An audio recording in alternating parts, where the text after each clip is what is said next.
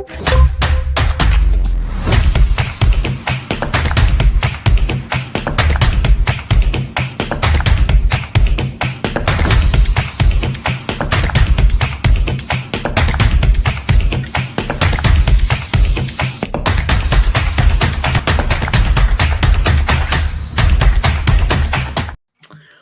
everyone. Welcome to today's show. And if you are joining for the first time, this is part of our industry series for which we meet every Tuesday at 5:30 p.m. Eastern.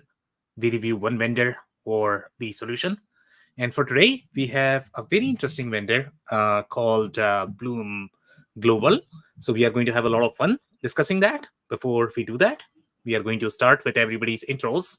I am going to start with my quick intro, Sam Gupta, principal at Elevate IQ. Elevate IQ is the independent ERP and digital transformation consulting firm. On that note, I am going to move to Andy for his intro. Well, thank you so much, Sam. It looks like it's going to be a blooming good show this time. Blooming good show. This is going to be blooming globally good show. Yeah, my name's Andy Pratico. I've been involved in ERP software for manufacturers all my life. I lived in the U.S. for 11 years. I'm in Vancouver, Canada. I've worked all over North America, and I have a book, and I teach people how to evaluate and how to uncover the truth about ERP before they buy. And so thank you so much, Sam. Of course, and hopefully you are blooming in Vancouver. It's not. It's overcast and raining. It's overcast and raining. Okay, I get it, man. It's gonna be over very soon. It's probably going to be really cold. Yeah, I think you're going to get more of a white Christmas than I will, though. Hopefully, it doesn't happen anymore, I guess. I mean, we get some snow in October, November, and after that, there's going to be a little summer there and then winter again. Is that right? You don't for get last 2 years, I guess. Winter? For last 2 years, it has been very different weather, Andy. Very temperate. What's that? Very temperate. Different. I mean, it's not usual. So we will get the winter early, October, November. Right now we are getting some snow, but then for some reason it doesn't snow in December for some time, and then it might snow probably mid-Jan or something like that. So it's very, very, very different. It's not Toronto where you have complete white December, Jan, and Feb. So we'll find out, I guess, how this year is going to be. But on that note, I guess we can start on the session. Yeah. So I'm going to start with the quick briefing, Andy, if you don't mind. And after that, I don't know if you're going to have any sort of experiences with these guys. And then obviously we'll go over the slides as well. So just to sort of position them in the right bucket, and we review many different enterprise software categories. So these guys are going to be part of that TMS bucket. Okay. In my mind, even inside TMS, you have many different buckets. Okay. There are like million TMS solutions. And sometimes I'm shocked that you have more TMS solutions than ERP. It's just crazy the way it works. Okay. But TMS space is very broad, very different. And sometimes you require a lot more solutions just because you have a lot more supply chain consulting companies operating here. They have very different business models, and that's probably the reason and driver why they have so many different TMS solutions out there. Now, when we look at Blume Global, in my mind, is not necessarily a TMS solution, and that's what I was thinking. I mean, I put them into that real-time visibility as well as the network category. The companies such as your E2 Open, Project 44, those are some of the competitors. In fact, Andy, if you look at the reviews that we have for these guys, most of the companies, when they explored these guys or compared these guys, they compared E2 Open as well as Project 44. So that's the right bucket for them. In my mind, yes, they have the execution component. And in fact, I'm shocked based on the capabilities that these guys have overall from the TMS perspective. So it's a fairly strong TMS, but they are also very strong visibility platform. So touching base on different buckets that we have reviewed from the TMS perspective, and Andy, I don't know whether you remember this or not. I mean, we have been talking about the planning, the execution, as well as network. Those three buckets, right? We have spoken a lot about them, especially when we look at supply chain suite. So in that as well, when we look at the network component, in network component, you have two different layers inside that, just inside network itself. Okay, so you have the whole manufacturing supply chain, and manufacturing supply chain is going to be, okay, you have OEMs have their own vendors, and these vendors are not necessarily carriers. So the value chain for carriers is going to be very different, and that's where TMS sort of fits in. So in my mind, Blume Global was there. It is that carrier network. It's not the complete network the way you are going to have with E2 Open, which is going to be your manufacturing distribution network as well as your carrier network. uh, when you look at systems such as Infor Nexus is more of the manufacturer distribution network. It's not necessarily the carrier network, and that's why they partner with, I don't know how many different solutions they partner with, but most it's more of an iPass, so isn't it, Sam? no, Oh, not. Pardon me. No, that's Infor OS. I think you're mixing up those two. Oh, okay. Pardon me. Yeah, Infor Nexus is very different. It's supply chain visibility solution. The network, a lot of different providers collaborating together, facilitating the supply chain insights as well as the algorithm. So that's where their play is. Okay.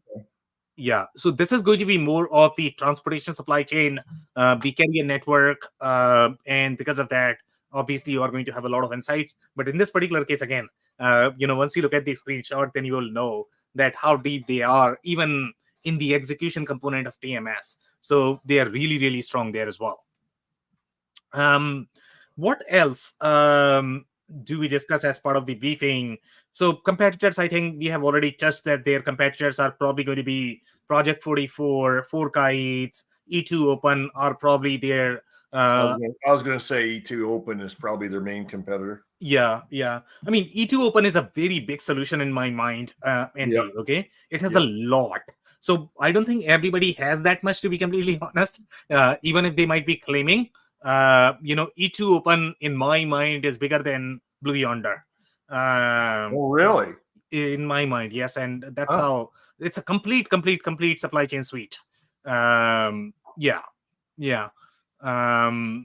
these guys would be more comparable to Project 44, which is just a subset, the component of the whole, what do you call that? The framework or suite or whatever you want to call. These guys are component in my mind. Okay. Overall, from the we cover the other things as well, external versus internal supply chain. So obviously these guys are going to be the complete supply chain. They are going to have for the most part all of the modes, intermodal supply chain, international supply chain, including all modes. So obviously they are definitely there. And sometimes, I mean, we have seen scenarios where some companies are doing more of the international supply chain because that could be very different than your domestic supply chain. And then some companies we have seen in this space, they are doing primarily risk-centric, processes a lot.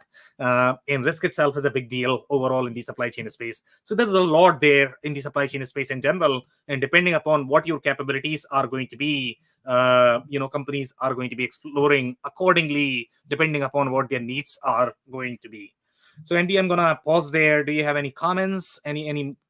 No, Okay. I'm looking forward to learning like I do every Tuesday from you, Sam. Yeah, this is going to be fun learning for me as well. Thank you so much once again, Andy.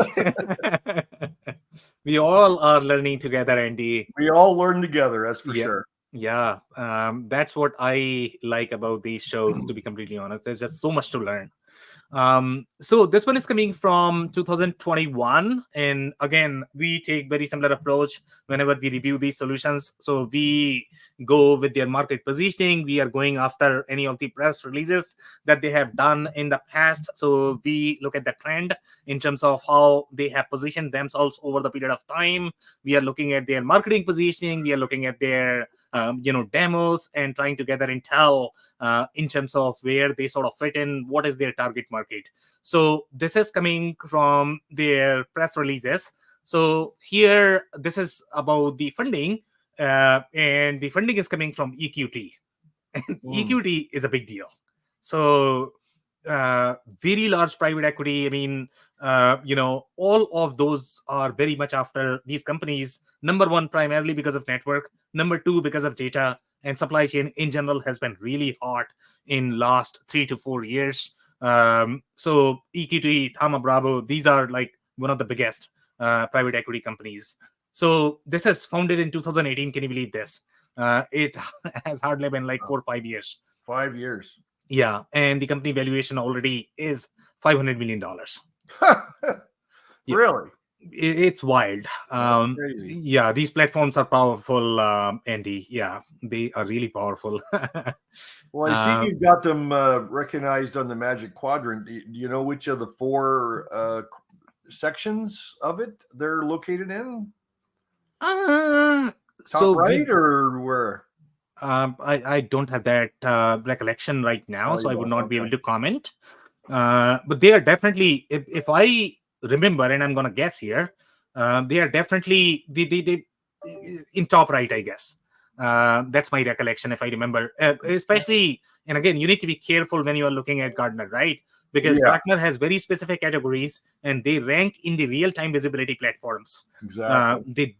I don't know if they rank in TMS. I don't know how many installations they have for TMS, but they definitely do rank in real-time visibility. And you only have so many different solutions out there in the market for real-time visibility, and that could be the reason why they are ranking. But they rank very high, Andy, for sure. Okay. Yeah, anybody who's going to be with EQT, I can almost guarantee that they are probably going to rank very high. While we're yakking, I'll just have a look at what quadrant at where Gartner has them. Are you looking at real-time visibility, Andy? Which one are you looking at? Oh, I'm just going to. I'm just going to have a look. Go ahead. Yeah, I'll let you know if I learn anything. Okay, perfect. Okay, so here, this is obviously very European private equity company. So here they are talking about Bridgepoint Group to build out its research and development and expand its marketing footprint globally. Yeah, and they have some more investors. So the existing investors were Apollo, Global, as well as EQT. Yeah, so those are all big names, which is mind-blowing that they are invested by, obviously, these big, large private equity companies. Now, this is probably a very big largest logistics service provider, and they have partnered with this guy. And even if you are going to get one logo, and all of these logistics service partners are going to have very unique processes, that's why sometimes they go after the companies that may be able to customize the way they operate. So that's why sometimes, I mean, these companies are going to get very big logo, but that is a huge validation that they are able to run such large names. And these guys, they are going to have massive fleet, massive network. So managing that kind of workload is a big deal for any solution. So this is also coming from 2021, and they are saying today announced an expansion of its partnership with Queen and Nagel, one of the largest logistics service providers in the world. Blume will provide them with a cognitive intermodal TMS, among other solutions, in its entire North American business. So we can see that they are very heavily penetrated in North American market, and that's why they are utilizing them here. Is also providing real-time visibility with ELD integration to their intermodal carriers. Chassis billing, I think this is the first time we are hearing this term, which itself is a big deal. If you are going to have massive number of fleets, you probably would need chassis billing, and that gets very complicated.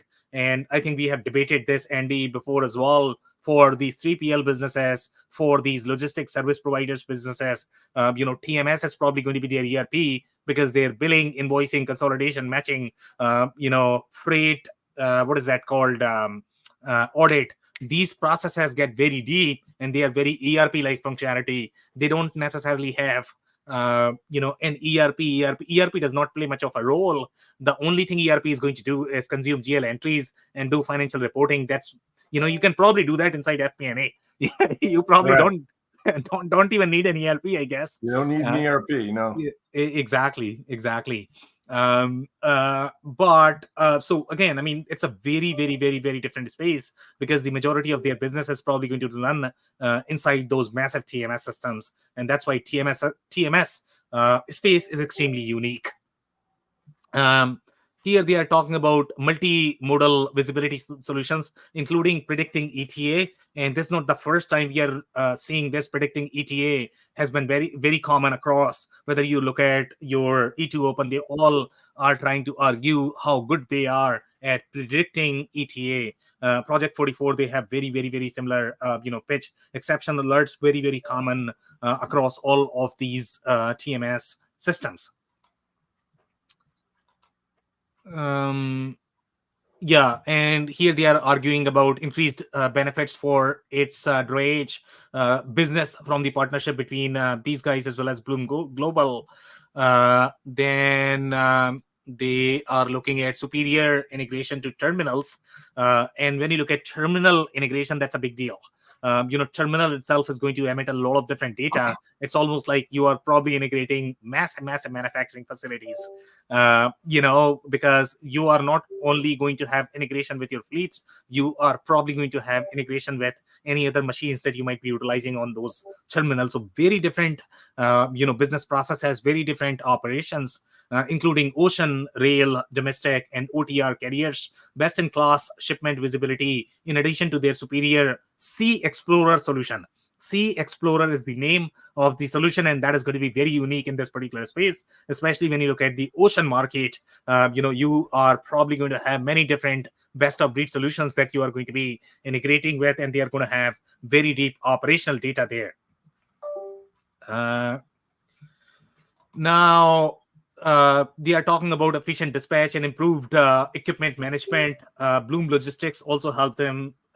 So there's not much there. That's pretty much it. Now, the next one, this is coming from 2022.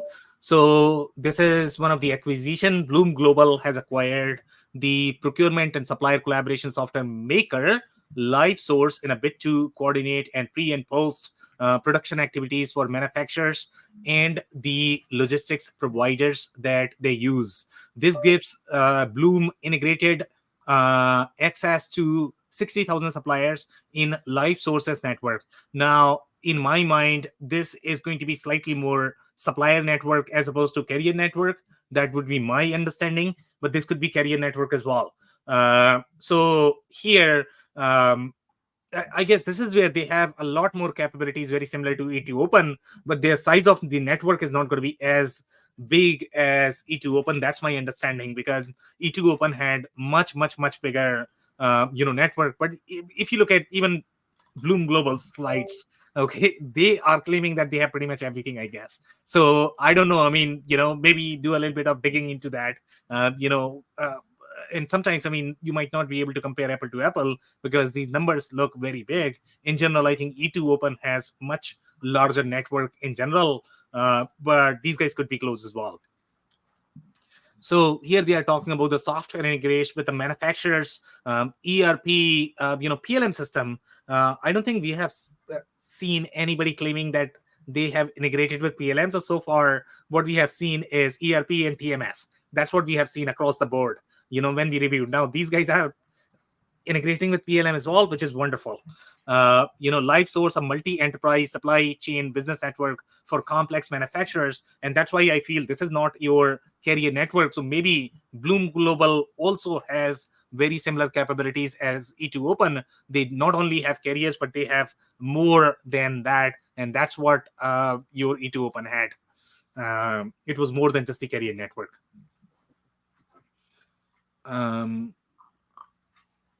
So that's this acquisition. Now, Blume Global's free of charge freight scheduler is cloud native digital platform. By the way, before we dig into this one, I want to make one more point here, because most of if you look at any of the supply chain solutions, Andy, they are probably sitting in Thama Bravo's portfolio at this point of time. I mean, all the big names. So all the big names. All the big names are sitting right there. Okay, even some of the big ERP systems. ERPs. I think QED's with them now. QAD is with them. They had Deltec, but I don't think Deltec is there anymore. So they have QAD. QAD is the recent acquisition. They have Coupa. They have Anaplan. Yep. It's massive portfolio. Okay. Yep. So and by the way, I mean EQT and Thama Bravo are very comparable. Thama Bravo is far more focused on your enterprise software than EQT. EQT also does that, but I mean, they are present in e-commerce, payment. They have Klarna. So they have a lot. I mean, they are not as focused on enterprise software as Thama Bravo, but there is also a competition between these private equities. So if they feel that this whole supply chain is going to become really big category, so nobody really wants to miss the bus. So maybe even if this is going to be a second tier TMS solution, they all want piece of the pie, right? So that's why you are going to have 2 or 3 companies created out of this competition. So that's a huge validation for you that these guys are not going anywhere. If these massive private equity companies are supporting them. So here, intermodal users to better coordinate cross-country rail freight deliveries, schedules that allow shippers and IMCs, intermodal marketing companies. Intermodal marketing companies, I don't think we have seen this term used before, but intermodal marketing companies is also a very important, player in the value chain when you look at the whole supply chain. So obviously you have the facilitator who are moving the goods from one point to the next. So you have all of those, but then you have custom brokerage, you have marketing companies. So all of them have very unique processes and they play very important roles. Sometimes they are going to have data feed that you are going to require to trace end-to-end supply chain. So it becomes very interesting when you get into the whole value chain of supply chain. And they are talking about to synchronize shipments across different railroads. Here we are talking about just the rail itself. The company's first railroad users are Union Pacific, which is massive, humongous. Norfolk, Southern, and CSX. All 3 are massive companies. With the initial participation of Union Pacific, NS, and CSX, Blume has managed the EMP and UMAX container pools used by IMCs. Can you believe this? We look to add more railroad schedules that will fuel Blume Maps. And Blume Maps, again, this is going to be for the whole international supply chain. And that's a big deal, guys. Our digital twin of the supply chain world. Can you believe this? This is massive. Customers use Blume Maps to first plot routes using variable lead times, cost implications, and intelligent historical data. They monitor shipments with end-to-end visibility and continuously updated ETAs to ensure orders are traveling on time, receiving notifications when orders may be late or early. When shipments are late, customers use Blume Maps to view recommended alternate modes, carriers, service levels, and routes to bring shipments back on track. That's a whole control tower functionality in general. A key component. What size of company would be using these types of products, Sam? For the most part, enterprise. Fortune 1000 or.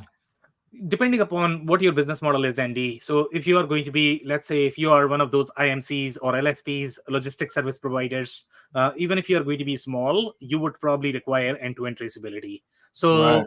So when you are a manufacturer, you are very lucky, to be completely honest, because you have a lot of ERP systems that you can utilize. Yeah. I have spoken this before as well, that even a smaller transportation business is very hard operationally. Okay, if you have, let's say, 5 trucks, 10 trucks, you are okay. You can run on a piece of paper and you are still going to be okay. And that's why the transportation market is very fragmented. Even supply chain market is very fragmented as well, to be completely honest. Okay, but once you are at a scale, okay, scaling transportation business is much harder than most businesses, just because of those technical component and the number of variables that you have in that business. It becomes very hard. Even if you're going to have like a $1 billion business, to be completely honest, it becomes very hard compared to manufacturing, distribution, retail business, in my experience. So even those smaller companies, Andy, even if you're going to be upper mid market, might need something like this. Yeah, and when you look, pretty all encompassing. yes. But one point to note here is the visibility platforms in general are not as intrusive. They are not as disruptive as your execution platform. Even the execution platforms are probably going to disrupt the processes of just one department. Okay, so it's not the ERP disruption, to be completely honest. When you are installing TMS, it might be slightly more disruptive for logistics and transportation companies, but again, you can utilize these solutions. Even if they are going to be more expensive, they will not be as disruptive to your operations. That's why they are going to have far higher adoption, much easier adoption, overall, I guess, in the companies. And that's why companies are able to utilize them easily as compared to other solutions in the market. I don't know if I'm making sense here, Andy. Yeah, definitely. Yeah. So here, a key component of the freight scheduling platform involves Blume's Gen 4 acquisition of LifeSource. So they are described as a leading multi-enterprise supply chain business network. They have used term multi-enterprise supply chain business network, and this is the term even Gartner uses. I think they use two. So they have two different quadrants, one for real-time visibility and one for multi-enterprise supply chain business network. So in multi-enterprise business supply chain business network, I think they are going to rank companies like OpenText. They are going to rank companies like Pagero, I believe, or what is that? TrueCommerce even, because some of these EDI networks nowadays are acting as multi-enterprise supply chain business network, just because they always had the whole trading partner ecosystem. They might not have as many carriers. So traditionally, and I don't know whether you recall this or not, in the ERP ecosystem, you had two different players. One was EDI vendors, and the second was the shipping add-ons. Both of them had networks, right? So Yep. the EDI vendors had network of the suppliers. The shipping add-ons, they also had network, but a different network. They used EDI internally, but that was the network of carriers. So now these two are coming together because that's where the real intel is. But at that time in the ERP world, we were literally looking at 4 walls of a facility, but here we are talking about the entire supply chain end to end. So that's a real difference. Here they are talking about provides sourcing and procurement orchestration technology, among other solutions, to the automotive and industrial manufacturing sectors. Automotive is where the real play is in general of these networks. And the reason why they matter a lot more for automotive is because the entire industry operates on the same data. So if anybody does not have quality data, then everybody is going to suffer. Typically OEMs publish this data, but even OEMs data is not going to be as reliable. Most companies rely on industry data to be able to forecast how much inventory they are going to be producing. But traditionally, there has been massive gap with these industry data sets. So that's the gap that these networks are able to fulfill, just because now, they are consolidated. And that's where you have humongous need of these platforms, especially in the automotive sector. Do I have anything else that I need to cover here? No. Okay, so the next one. Now, obviously, when we look at these data points, they are going to appear massive. But again, I I get confused when I look at these data points, to be completely honest, and I don't know how comparable they are. But overall, again, in my mind, I think E2 Open is going to have far richer data set. But do your due diligence before you confirm that, because the data is going to drive the quality of insights. That's going to drive how confident you are going to be on algorithm. It's all the power of network. So Blume Global launched Blume Carrier Go, the only cloud-based intelligent operating platform for Indian trucking companies. And these guys have a lot more business that they are doing in India, which is very interesting. Okay. So this is a specific city in India that they have launched. And obviously India is big in supply chain in general. So here they are talking about Blume Carrier Go is an easy, scalable, and affordable solution for trucking companies to digitally manage container movement to and from across all modes of transport. Indian supply chain is a complex ecosystem, which is right, and highly dependent on both small and large players to ensure that goods are delivered and consumers' demands are met. Obviously, you are talking about more than a billion people. They need a lot of firepower from the supply chain perspective. So here, one of the melting parts of the trucking industry, this particular city, it's Varanasi, for the trucking industry, and sincerely hope to make Carrier Go for the most sought after product in India. And here they are talking about 170 plus countries. Can you believe this? 12.4 million plus containers tracked. But this does not mean a lot. I think when you look at the power of the network, you should be looking at number of carriers and number of fleets. That's what we had seen with Project 44. Containers tracked, that's a great measure. But yeah, I would be looking at either fleets or the network, and that would be apple to apple comparison. They are talking about 70 plus TMS integrations. Interesting. Now, is that just 70 installs or 70 different types of TMS integration?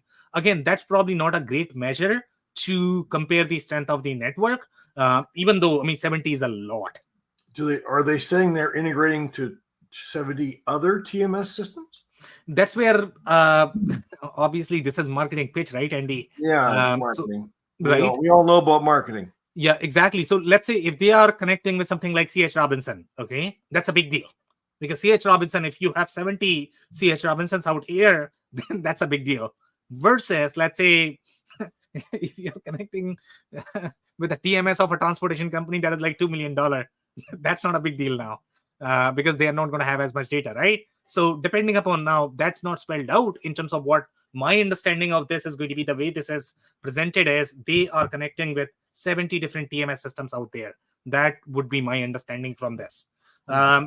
350K plus chassis tracked. Now, again, I don't think that's a lot. That's not a lot. 236K plus, motor carriers. I think if I remember from Project 44, they had much bigger, overall from the carrier perspective. This is just over all these numbers seem a little bit on the low side considering how big a product this is. Exactly. 750 plus air cargo carriers. Again, carrier seems low in my mind. 7 North America class 1 railroads. And I don't know if I have a comment on that. 1100 plus marine terminals and ramps. That's a huge integration. I don't think anybody has spoken about the terminal integration as well as ramps. That could be a big deal. So they have very unique integration there. 48 ocean carriers. I don't know how many different. And again, I think you need to look into these data points. When they say carrier, what do they mean by carrier? I was going to say, it's so generic, you're not really sure what it is they're describing. Yeah, but based on the numbers, I really don't feel that they are going to be as big as the other ones that we have reviewed, Project 44, 4 kites, as well as E2 Open. I think they are going to be slightly bigger. That would be my understanding. But obviously, when you look at these numbers, they look big. but you really need to read between the lines there. Okay, so here this is 2023, Feb 16. So this is the Tech Global developer of the leading logistics execution software Cargo Wise today announces its acquisition of Blume Global. So now Blume Global has been acquired by Tech, and Tech was they had a TMS system called Cargo Wise. So I don't know, when you look at these demos, are you looking at Cargo Wise, or are you looking at the product from Blume Global? Maybe it is really from Tech. That's the product that you are looking at. So maybe they combined the visibility as well as TMS, and that's why they have acquired this. That would be my understanding.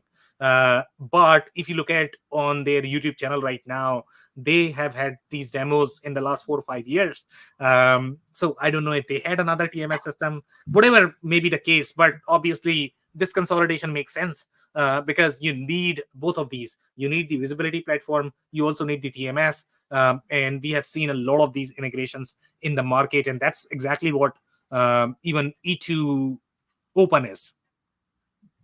So here, provider of a leading solution facilitating intermodal rail in North America. So they are sort of qualifying it as facilitating only intermodal rail. That was not my understanding, at least. I was thinking they are intermodal based on their marketing material, but here they seems to be claiming that this is only for rail, which is also a very interesting commentary. Here, and we have one comment, so let's cover that first before we move further. So here we have comment from Anders Green. Follow him. Amazing guy. It's ANDERSGREEN. Hypothetical tangent. I wonder how much accurate arrival prediction suffers from the same problems as weather prediction, the butterfly effect. It would be fascinating if the software gave you an arrival date and a confidence level. So Anders, I'm going to have a comment here, and I don't know, honestly speaking, I'm not qualified to speak on the weather forecasting algorithm, to be completely honest, and I don't know where they gather data from.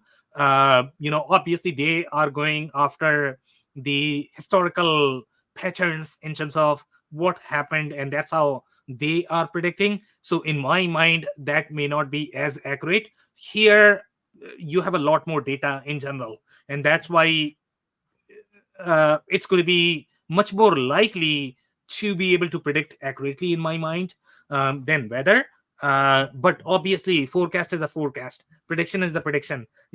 You can only go so far. They're talking about a lot of these carriers and ships, and I'm sure they take into consideration weather in regards to delivery dates.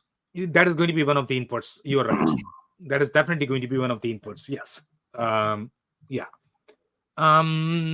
So okay, so here they are saying this is coming again from 2023, right? So Blume is being acquired from funds managed by Apollo, EQT, and other minority stakeholders. So now it is managed by Tech. So EQT probably is not involved there because this is an acquisition.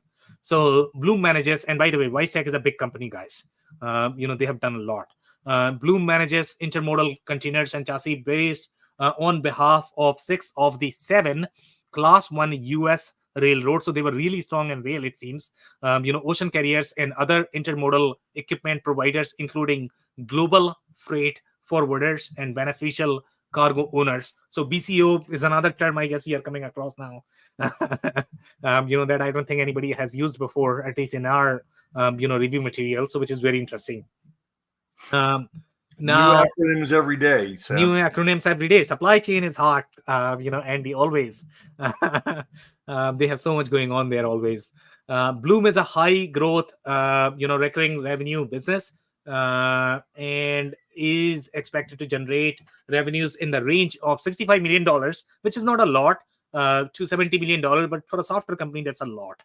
Representing annual growth of 45% to 55%. Here they are talking about one more acquisition I guess this is the NVAS, technologies last month. Our six key cargo wise development priority areas integrating rail into our land side logistics offering in North America. So I think they acquired this for rail. That's my understanding. They must be really strong in the trucking side of things. So now they have rail as well. And again, everybody's trying to complete the whole equation. Everybody's claiming that they are all intermodal, but they all were really weak, I guess, in one of these modes, and that's why they are trying to consolidate. And do you have a comment, joke? No, I'm You're just smiling. just that's all right. Sorry. Okay, so let's keep going here. So the most complex and largest logistics region in the world, Blume also brings significant new talent, a portfolio of other. Okay, so they are talking about acquisition. Okay, let's keep going here. Okay, so now let's look at the screen, which might not be as clear, I guess, based on the screenshot. But here, this is the screenshot of their Carrier Go app that they have used in India. And typically, the role of this is going to be to give in the hands of drivers. And once they have that, then you are going to get a lot more data to be able to predict these, routes, to be able to do the planning, and that whole what is that? The fleet management itself is a big deal, especially when you are looking at this scale. So that's the role of Carrier Go. But here, if you look at, I mean, obviously this is a very intermodal view, the way it is managed. uh, this is going to be, so number one, rail. Obviously they have a lot here. And but then I don't know how deep they are in intermodal. That would be my take on this. So obviously do a little bit of research in terms of how deep they are in each of those modes, even if they are claiming that they are probably going to be equally good everywhere. But I mean, this is probably number one. They have a lot of motor carrier here, and then you also have a little bit of rail. Now, when you look at and I don't think, I mean, the TMS systems that we have reviewed so far, Andy, nobody has been really deep overall from the inspection quality perspective, and Or the maintenance. maintenance is a big deal in this particular space. So here, the workflow is going to be very different. Even if I recall, Trimble was very deep into trucking space, and I would expect them to have very thick workflow for these things, but even they did not. At least it did not come across that they had very deep capabilities, from their screens. So here, we are talking about the real fleet management, and fleet management is always a weak area for most TMS systems, at least personally from my experience. Okay, so these guys are really deep into fleet. So that's where I guess I don't know whether this product is coming from Blume or Weistech, whoever is producing this particular product. They were really deep into trucking. So here we are talking about your fleet name. We have things such as fleet win number. Can you believe this? Your TMS system has fleet win number. I don't think anybody has they never had this before. Typically most TMS systems, they are going to have sort of the order workflow. When we reviewed 3G TMS, even 3G TMS, I don't think they had this. So here we are talking about fleet category, fleet size type. Size type itself is a big deal, and you have all different size categorization, whether it is going to be 20 feet flatbed or whatever. You are doing the whole maintenance here. You have things such as your license number, fleet owner. The owner itself is a big business process there. Whether this is going to be owner operator, it is going to be owned, or who's responsible for your insurance, etc. So you have very, very, very thick workflow just in that area of the process. Temperature control is a big deal. In general, that drives a lot of different processes. Any sort of hazmat chemical sort of constraints that you're going to have with this, they impact your scheduling, etc. So that's a big deal as well. Here we are talking about tracking device, big deal. Fleet manufacturing date, can you believe this? Obviously you need to track that for the insurance inspection. So again, these guys are very, very, very deep into that. What does fleet manufacturing mean? You mean fleet manufacture date? Yeah. So that's going to be the date when fleet was manufactured, meaning the truck was manufactured. So they are tracking that because that drives your insurance cost, I guess, as well as the inspection. Yeah. Oh, okay. Oh, Yeah. wow. Yeah. Okay. It's very deep. Yeah. Yeah. Uh, so this is all fleet service details. That's why they have fleet service details. You have fleet date service details. You have odometer, reading seat capacity, cylinder count. It just, again, this is not ERP, guys.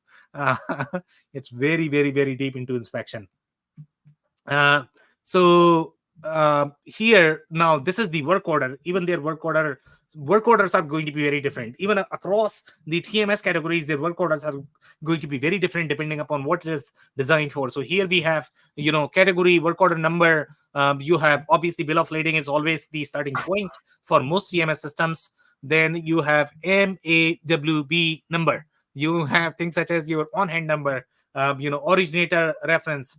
Then you have motor carrier office, which is going to be your, that is common. What Then does you have MAWB mean? Do you know? no, I Okay. don't know what that is. Yeah, I don't think we have come across that It before. looks impressive, though. Yeah, it looks impressive, and we have to find that. Maybe you want to do a little research there, Andy. I will. I will.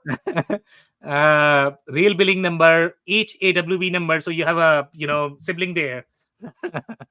MAWB as well as HAWB. Both of them. Obviously, they are very deep into this industry. So now let's look at and this is the demo of their Carrier Go. And this is, as they had pointed out, that this is being used in India, and sometimes India could have very different processes. So I don't know if India uses some of these numbers. There is a possibility always that some of these numbers might belong to very Indian specific operation. Yeah, but I mean, this is very common. This is very similar to your Trimble experience.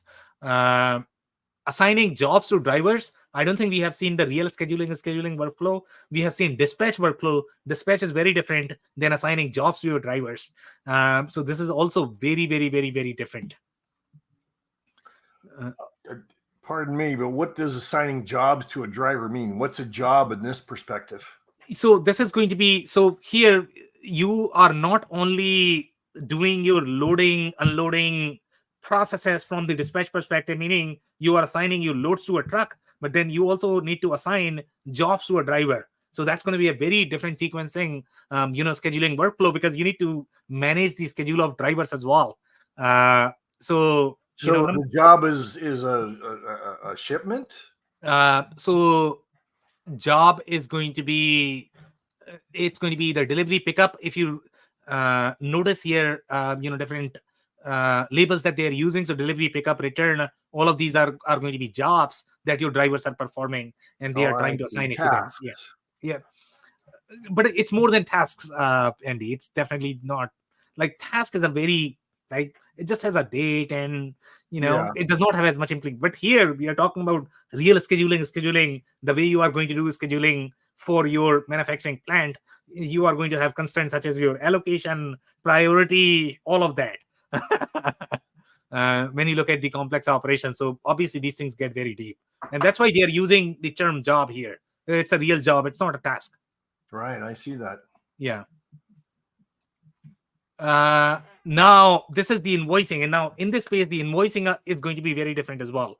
It gets very, very, very, very, very deep, and I don't think ERP systems will be able to handle this kind of invoicing workflow. We have seen some companies try to shoehorn this inside ERP. It doesn't work, because the kind of relationships that you are going to have in this space are going to be very different. The kind of invoicing relationships that you are going to have are going to be very different as well. So the only role ERP is going to play in these spaces is, it can be your GL custodian. That's it. No more than that. And again, you probably don't require an ERP system in these spaces. Your FP&A probably can do the same job as well. But again, if you're doing a little bit of procurement, etc., then maybe it can play a little role. But for the most part, the scope is very, very limited. Now, here, this is a very different app. So this is, the intermodal TMS demo. This is also coming from their YouTube channel, which obviously has very different UI. very new cloud native UI compared to what we had seen previously. So this is the real intermodal. So I don't know whether this is coming from Wisetack or it is still part of Blume, but this is a very interesting view. Here you are going to have far deeper capabilities from the intermodal perspective. That's what they are trying to show here. This is obviously lane management itself is going to be a very involved functionality inside TMS.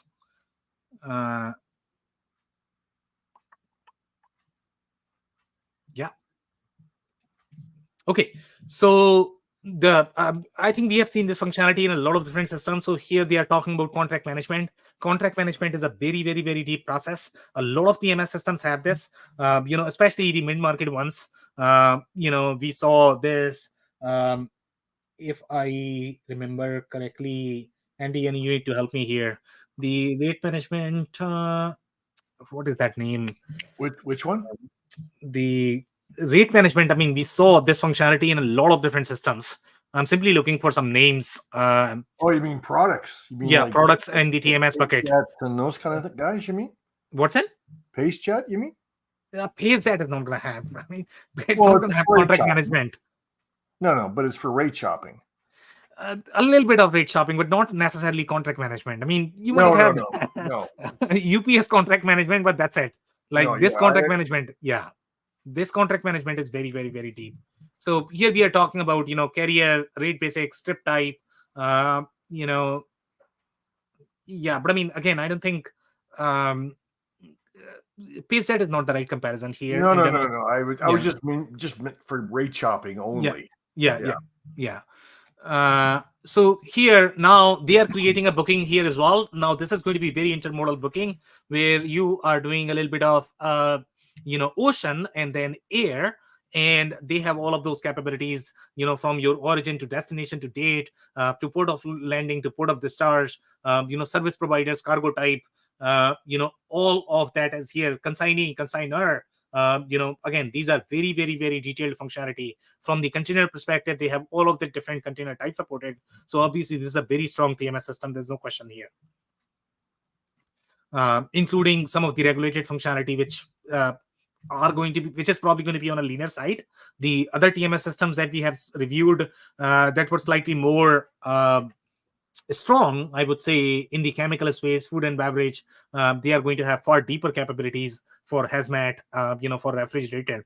In fact, I mean, when we reviewed Uber Freight, right? Even Uber Freight was very strong. C.H. Robinson was very strong in the food space. If my recollection is right. Yeah. Absolutely. Yeah. And here again, this is looking at the complete intermodal process. So ocean, air, and you have complete visibility. That's where the real power is overall in terms of this solution, where you are able to track your end-to-end supply chain. This is almost like a simple dashboard. This is without graphics. Well, so it's not just the dashboard. I would say, it's definitely slightly more execution-centric platform, because you can take actions here. It's not just, watching the movie, I guess. It's more than that. Yeah, but I mean, obviously in this tool, this is a report, it's clear, but it can do a lot more. It's a real TMS.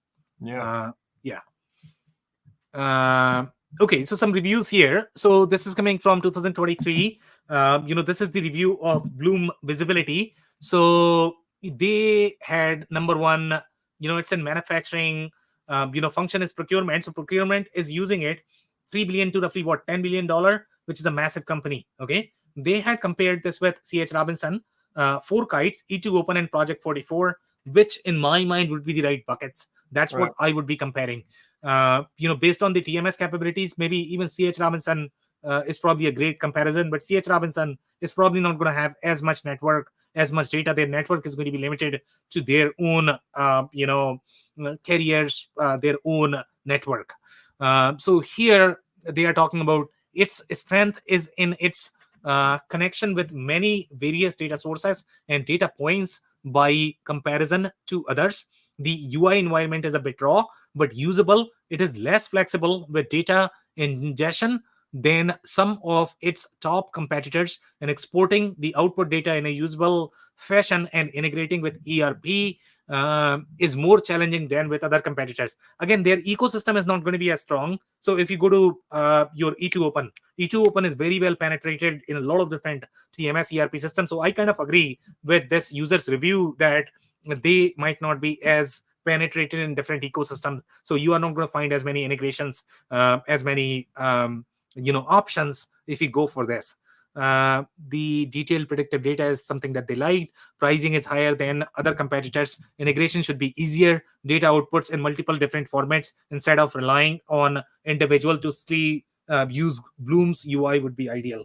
So again, this is a very enterprise solution, and that's why you are feeling that this is expensive. But if $3 billion company is feeling this is expensive, meaning it is really expensive.